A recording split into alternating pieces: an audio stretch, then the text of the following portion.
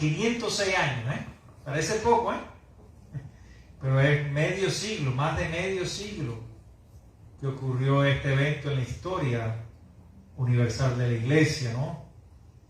Y estamos celebrando ese día, ¿no? Mientras que la gente está celebrando Halloween, ayer en la tienda había muchos vendedores y vendedoras disfrazados con todo esto, que a veces hubo una que me asustó, debo decir, me cogió sorprendido, yo pensaba que era un demonio, ¿no? Pero bueno, mientras el mundo está ocupado en esas vanidades y ha suplantado esta fecha tan importante que dio comienzo a una reacción en cadena en diferentes partes de la Europa del siglo XVI, nosotros hoy vamos a conmemorar este hecho. Vamos a recordar un poco sobre la vida de Lutero. Se sabe mucho de él, se ha escrito mucho. Lo primero que quiero decir en esta mañana es que no podemos hablar de una sola reforma. Sí, él es el pionero, el que empezó todo este movimiento, pero más bien tenemos que hablar de reformas. Cada uno tuvo su énfasis teológico y bíblico, su peculiaridad, y referirnos un poco a la vida de Lutero tenemos que entender algunas cosas importantes. En un resumen bien escueto, diría que Lutero fue una de las personas más honestas consigo mismo que hayan escrito en la historia de la iglesia. Quizás mucho más honesto que nosotros, porque aunque él vivía en una época muy difícil, donde había mucha carencia teológica, donde los sacerdotes se dedicaban a otras cosas, para no poner ejemplos, en vez de enseñar las Santas Escrituras, en ese tiempo de un poco de ignorancia que le viene antecediendo, donde la Biblia había sido secuestrada, esa es la palabra. La Biblia había sido tomada como un rehén de las élites y el pueblo no tenía acceso a las Escrituras. Déjeme decirle que los cultos se desarrollaban en latín y la mayoría del pueblo no tenía ese acceso a ese idioma. Si usted hablaba alemán, usted no dominaba como hombre del pueblo el latín por lo general. Solo aquellas personas que pudieran pagar, que tenían acceso a las universidades, podían conocer ese idioma. Entonces ya tenían una gran barrera y una profunda ignorancia al no poder tener acceso directo al idioma en que debía traducirse la Biblia. Hoy nosotros tenemos esa gran bendición. Tenemos esa gran bendición de poder acceder en la Reina Valera, que es la más famosa, al castellano y entender esta traducción que nos ha sido legada, entender la palabra de Dios, entender el mensaje de Dios. Así que la gente celebra Halloween, 31 de octubre, nosotros recordamos todo este movimiento y todo este proceso de reformas que empieza el 31 de octubre de 1517. ¿Quién era este joven Martín Lutero? Un hombre que estaba muy triste, muy agobiado, esa es la palabra, muy agobiado por el pecado. Un hombre muy honesto, pero muy agobiado. Por más que lo intentaba, por más que intentaba ser un hombre digno delante de Dios, él se reconocía siempre como pecador, como alguien que le estaba fallando constantemente. Lutero vivía en ese agobio, en esa frustración de querer ser digno, de querer ser bueno delante de Dios, hasta un día en que se encontró con estos pasajes que los había leído antes, pero que no los había leído con claridad. No había podido entender el mensaje espiritual de Dios, como nos pasa a todos hoy en día. Nosotros le pasamos por arriba las Escrituras y no profundizamos en lo que nos quiere decir el mensaje, en el trasfondo, en el contexto, en el porqué de las cosas están escritas. No nos hacemos preguntas. Cuando usted no se hace preguntas acerca de un texto, usted le está pasando por arriba. Entonces leemos de corrida la Biblia. Y eso al final se traduce en una ignorancia y en una comprensión correcta de lo que Dios quiere transmitirnos en el tiempo presente. Lutero encontró una respuesta que le dio esperanza, porque para él ya no había esperanza.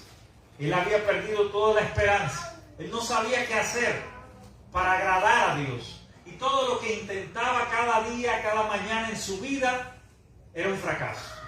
Constantemente él veía que pecaba, que hacía las cosas que no eran dignas delante de Dios, que se equivocaba una y otra vez, que cometía los mismos fracasos y errores, y que al final se sentía frustrado y agobiado por no ser lo que él realmente quería.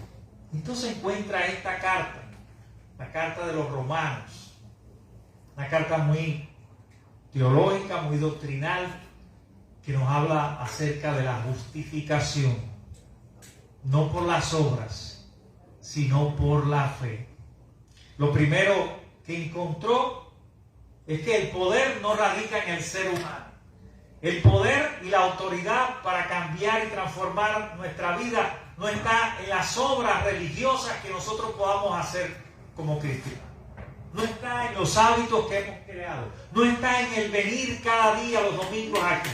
No está en nada de esas cosas que provienen del ser humano, sino está y descansa en Dios.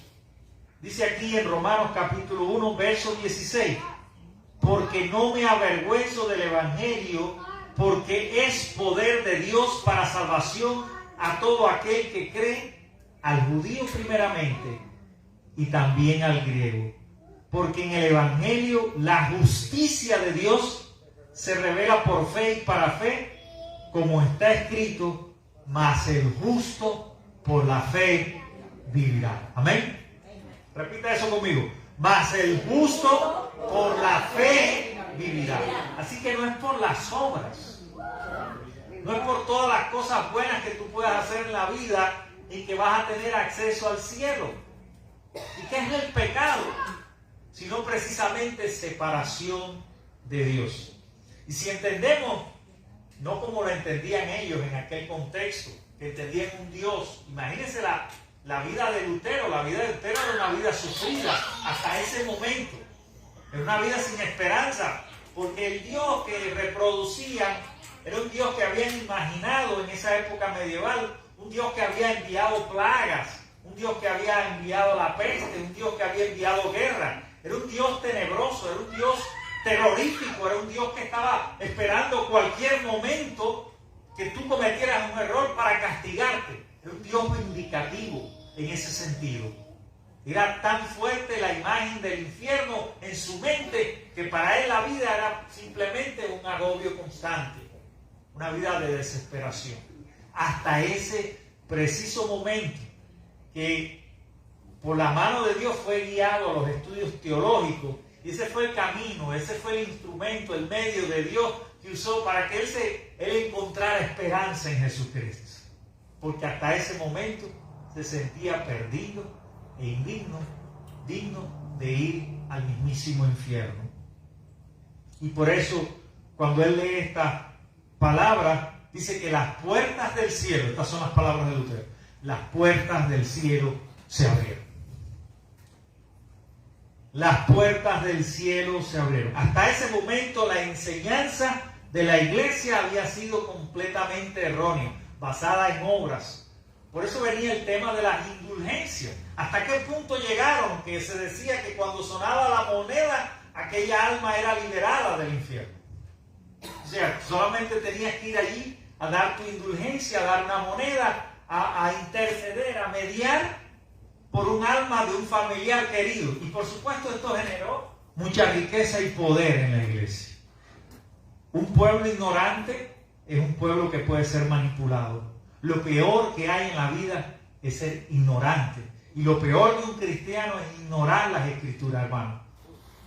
Erróneamente hemos entendido el cuaquerismo como personas que no les importa tanto, que no hacen tanto énfasis en la Biblia.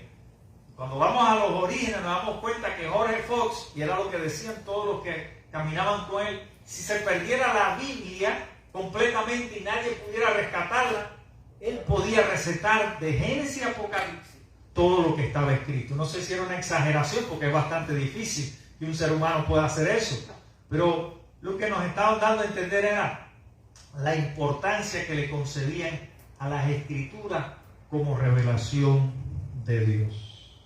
Ahora, según un análisis, fíjense si la vida de Lutero fue tan importante que ha sido una de las personas más influyentes en la historia de la humanidad. Esta encuesta que se hizo, esta revista de arte y entretenimiento, señaló las personas más importantes de la historia moderna.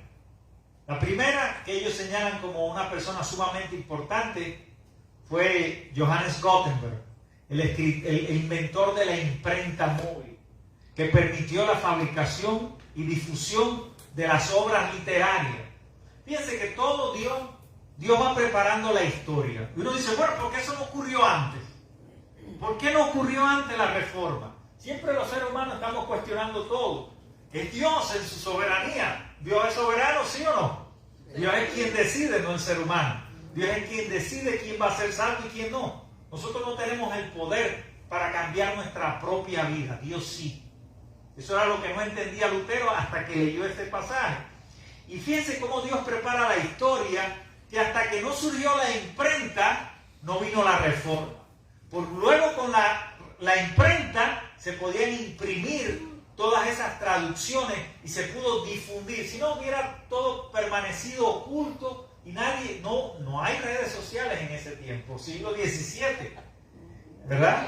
Hoy una noticia vuela en segundos y lo conoce el mundo entero. Antes la difusión era mucho más lenta y tomaba años y quizás siglos a que los pueblos pudieran conocer, y sobre todo en los temas de la iglesia. La iglesia tenía el monopolio de la información, el control absoluto. ¿Se acuerdan de la historia de Galileo Galilei? ¿Se acuerdan? Que fue condenado y tuvo que decir, y sin embargo se mueve para salvarse, ¿verdad? ¿Se acuerdan de esa historia? Bueno, Gutenberg fue uno de los grandes de los personajes más importantes de la historia. El otro fue Isaac Newton, ¿verdad? En lo que fue referente a la ciencia, la física y la astronomía. El otro fue Martín Lutero, por los cambios tan profundos que hubo en la iglesia. Toda la interpretación bíblica, todo lo que ocurrió en ese tiempo fue en gran medida por la obra de este hombre muy valiente, ¿verdad? Y muy firme en sus convicciones. El cuarto ejemplo es los hermanos Wright, que fueron los que, hay discusión sobre eso, pero son el invento de los aviones. Imagínate el mundo, cómo se ha desarrollado y las comunicaciones entre países. Bueno, estos fueron, según esta revista, las 4 personalidades más notables que más influyeron en todo este tiempo después del medioevo para cambiar la humanidad, para revolucionar el mundo. Ahora, había un problema. Como la iglesia tenía el monopolio de las escrituras, nadie podía contradecir. Y el que le contradecía, el que elaborara una teología distinta, sabe dónde paraba. Tuvo todo lo que pasó, ¿verdad? Y hay muchos ejemplos de que murieron quemados en las famosas, todas estas cosas, toda esta persecución que hubo, ¿verdad? Bueno, lo cierto es que ellos tenían un poder para controlar la gente. El que controlaba la religión y el que controlaba lo que decía la palabra de Dios en aquella época tenía el poder absoluto para controlar la mente y la vida de todos los seres humanos. Y ese absoluto control sobre la población de Europa hizo también que ellos tuvieran una tremenda influencia con los reyes de la época para precisamente los tributos que recibían convertirse en un imperio de la religión. Así lo podríamos llamar, ¿verdad? Un imperio de la religión. ¿Qué pasó cuando Lutero, en este descubrimiento, clavó las 95 tesis en el castillo de Wittenberg, ¿no? ¿Qué era? Wittenberg. Wittenberg. Ahí tenemos un alemán por acá. En el castillo de Wittenberg, Marquito vivió en Alemania. Ahí, y seguro estuviste allí, Marco. Así que él tiene esa vivencia, ¿verdad? De estar allí en la iglesia de Lutero. Lutero no tenía idea, y debe decir, yo he conversado con católicos para oír la versión católica de la historia. Para nosotros es un héroe. Para muchos católicos todavía piensan que aunque lo que dijo era cierto, Lutero dividió la iglesia. Así piensan los católicos. Lutero dividió la iglesia. Y de hecho se dividió con un buen propósito, pero la verdad es que la iglesia se dividió en aquel tiempo, ¿verdad? Entonces, Lutero estaba buscando lo que todos venimos a buscar aquí. Porque cuando usted entra aquí al templo, usted viene a buscar algo que le calme, algo que le dé paz. ¿Amén? Amén. Todos venimos aquí a buscar paz. Venimos del mundo en que vivimos, de la familia, de los problemas, del trabajo, de las ansiedades, de los agobios diarios, de las presiones económicas, y venimos a encontrar aquí un refugio de paz. Venimos a encontrar aquí la paz de Dios que sobrepasa todo entendimiento. Lutero encontró esa paz precisamente en Jesucristo, y este pasaje que nos habla muy importante, que dice: pero ahora sin la ley la justicia de Dios ha sido manifestada, por cuanto todos pecaron y están destituidos de la gloria de Dios.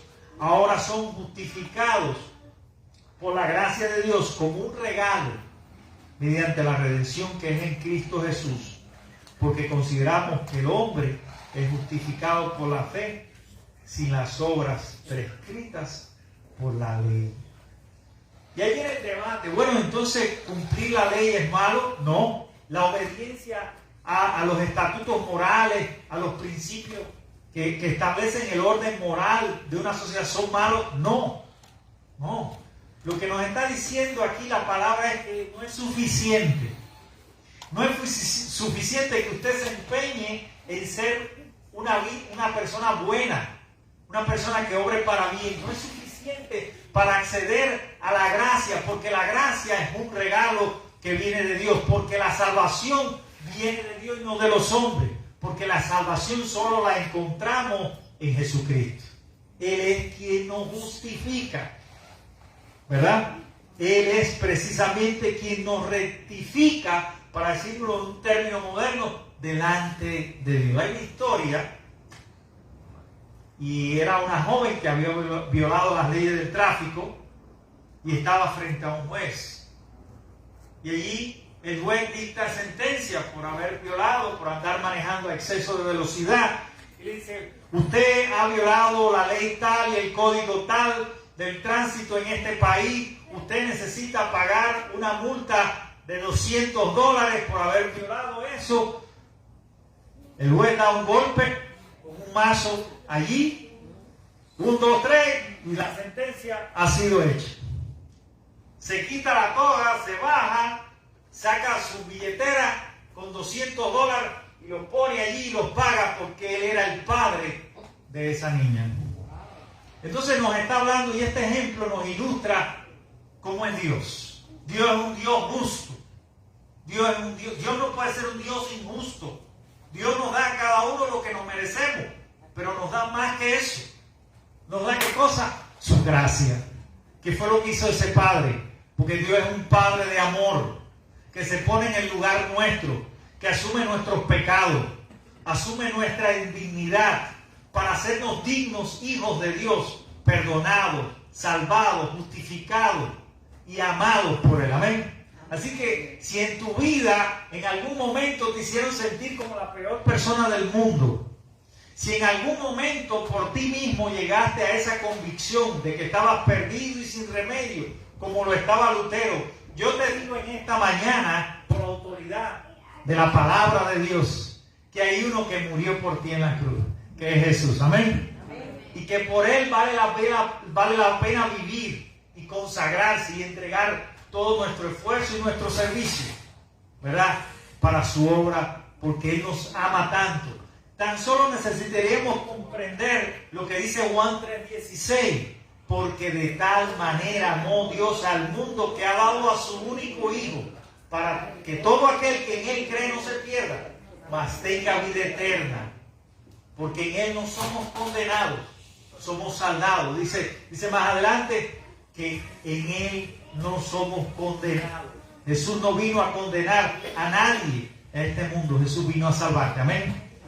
Entonces, lo único que tú y yo tenemos que hacer es creer. Esa es la condición más importante. Creer en que Jesús es el Señor. Creer en su gracia. Abrirnos al poder de su amor. Dejar que su gracia nos inunde, nos llene, nos abrace, nos cambie, nos llene de amor, nos llene de su presencia. Porque cuando estamos inmersos en su presencia y en su amor, nuestra vida es diferente. Y ya no somos indignos, ya no estamos perdidos. Ahora tenemos esperanza. Tenemos esperanza en el Hijo de Dios, que murió en la cruz del Calvario y nos perdonó de todos nuestros pecados. Amén.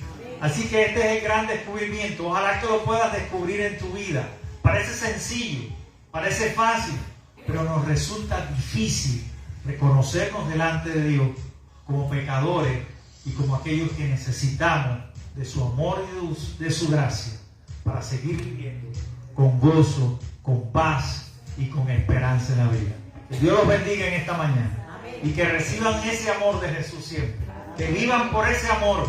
Que amen a todos. Que no juzguen a nadie. Que oren por los perdidos. Que les sirvan con amor. Y eso va a transformar su vida y la vida de mucha gente que necesita tanto de Dios. Dios los bendiga, mis queridos hermanos. Amén y amén. Vamos a orar. Padre bendito, en el nombre de Jesús te alabo, Señor, y te doy gracias.